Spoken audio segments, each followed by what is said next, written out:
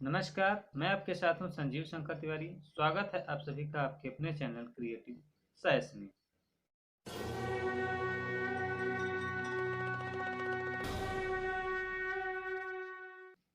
आज की इस वीडियो में मैं आप विक्रेता बंधुओं को बताऊंगा कि पॉस मशीन में आपको बिक्री कार्य पूरा करने के लिए कितना सर्वर सेशन टाइम मिलता है। एंड्रॉयड और इंटरनेट के ज़माने में हर जगह सेशन टाइम लगा हुआ है, तो सेशन टाइम के बारे में कोई नहीं जानता है, ऐसी बात बिल्कुल से नहीं है। लेकिन मैं उदाहरण के लिए आपको डिवाइस के स्क्रीन का सेशन टाइम आपको दिखा रहा हूँ। हम स्क्रीन सेशन को समझने के लिए अपने एंड्रॉयड सिस्टम के सेटिंग के अंदर चलते हैं, जहाँ से हम डिस्प्ले सेटिंग में पहुँचते हैं। अब यहाँ पर हमें एक ऑप्शन मिल रहा है स्लीप का, जिसमें हम सेट करते हैं कि हमें कितने समय का स्क्रीन सेशन टाइम चाहिए। अभी यहाँ पर देखिए 1 मिनट का स्क्रीन सेशन टाइम लगा हुआ है। अगर 1 मिनट तक हम इनएक्टिवेट रहते हैं, कोई एक्टिविटी स्क्रीन पर नहीं करते हैं, तो हमारा सेशन एक्सपायर हो जाएगा। इसे हम देखते हैं। यहाँ पर 15 सेकंड से लेकर के नेवर कभी ना खत्म होने वाला सेशन टाइम हमें मिलता है, लेकिन हम अपनी बैटरी बैकअप के लिए 1 मिनट का लगाते हैं। दूसरा कारण स्क्रीन सेशन लगाने का ये है कि हमारी गैर मौजूदगी में इस डिवाइस को कोई यूज ना कर सके। स्क्रीन सेशन को समझने के लिए इसे मैं 15 सेकंड पर सेट कर देता हूँ।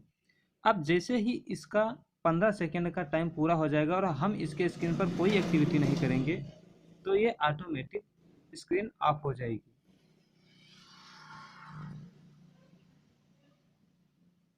अब हम अपने इस डिवाइस का फिर से स्क्रीन सेशन शुरू करते हैं। तो इसमें देखते हैं कि हमने जो इसमें पिन पासवर्ड लगा रखा है वो उसे देने की ज़रूरत होती है। उसके बाद में हमारा स्क्रीन सेशन शुरू होता है। काम हमें वहीं से मिल जाता है जहाँ पर हमने छोड़ा था।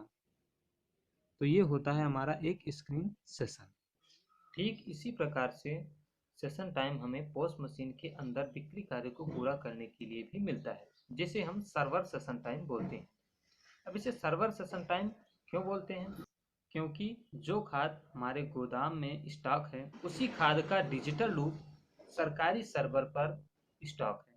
अब उस सर्वर से हमें पॉस मशीन के जरिए लॉगिन करके जुड़ना होता है और अपने ग्राहक की बायोमेट्रिक लेकर के, आधार कार्ड नंबर लेकर के उसके नाम की बिक्री करनी होती है। उस बिक्री कार्य को पूरा करने के लिए सर्वर हमें एक समय निर्धारित करके देता है, जिसमें हमें बिना रुके हुए उस कार्य को पूरा कर देना होता है। क्योंकि अगर बीच में रुक गए और सर्वर टाइम पूरा हो गया, तो वो कार्य हम पूरा नहीं कर सकते हैं। ये टाइम हमें सर्वर दे रहा है, तो इसलिए हम इसे सर्वर सेशन टाइम बोलते हैं। देखो, सर्वर टाइम हमेशा बदलता रहता है। जब मशीन नई नई आई थी, तब सर्वर टाइम जो मिलता था वो 1 दिन का था। आप सुबह सुबह लॉगिन कर दीजिए और उसके बाद में आप रात के 11:59 तक आप काम कर सकते थे। अगर आप सेल ऑफ फर्टिलाइजर डिस्प्ले से गलती से या जानबूझकर लॉगिन डिस्प्ले पर नहीं आ जाते थे, तो अब इतना लंबा सेशन देने का एक कारण था। जिसके नाम से लाइसेंस बना हुआ है, वही इस मशीन में अपनी बायोमेट्रिक ऑथेंटिकेशन देता था। फिर आप बिक्री कार्य पूरा कर सकते थे। कुछ लोगों के पास सहायक विक्रेता हैं, वो काम पूरा करते थे तो उन्हें दिक्कत होती थी, तो इसलिए इतना लंबा टाइम दिया गया था और सहायक विक्रेता को जोड़ने का कोई ऑप्शन नहीं था। धीरे धीरे अपडेट हुआ और उस अपडेट में को रिटेलर को भी जोड़ने की अनुमति दे दी और सेशन टाइम घटा दिया गया।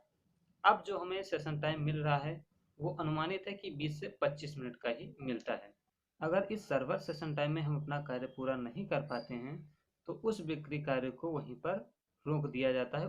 उस बिक्री कार्य को पूरा करने की अनुमति नहीं देता है। एक ग्राहक की बिक्री अगर आप एक सेशन टाइम में कर देते हैं और दूसरे के लिए दूसरा सेशन टाइम लेते हैं, तो आपको कोई दिक्कत नहीं है। लेकिन दिक्कत हमें तब होती है जब ये वाला मैसेज हमें दिख जाता है और उस ग्राहक का बिना बिक्री कार्य पूरा हुए हमें अगला सेशन लेना पड़ जाता है। अब मैं आपको ये भी बता देता हूँ कि ये वाला मैसेज आपको कब और कैसे देखने को मिल जाता है। मान लीजिए आपके पास एक ग्राहक आया, आपने उससे आधार कार्ड लिया, उसका नंबर डाला, उसका बायोमेट्रिक ऑथेंटिकेशन दिया, मोबाइल नंबर वगैरह दे करके आप अपने स्टॉक में पहुंच गए। अब आपने कहा कि लाइए पैसा दीजिए, मैं आपके नाम की बिक्री करता हूँ।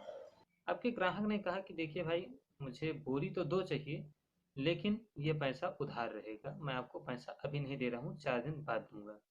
अब आप अपनी समस्या उस ग्राहक को सुना रहे हैं कि मैं आपको उधार नहीं दे सकता हूँ।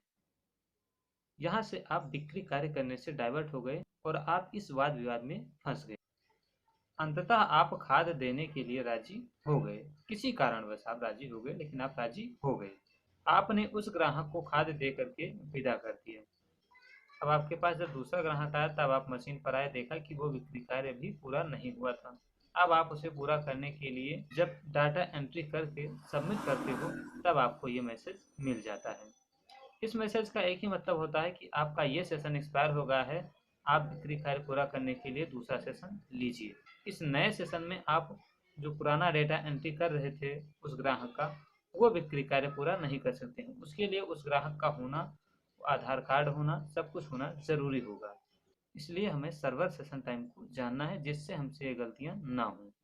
आज की इसी जानकारी के साथ मैं लेता हूँ आपसे इजाज़त। मिलता हूँ आपको अगली वीडियो में और जानकारी के साथ। तब तक के लिए जय हिंद, राम राम।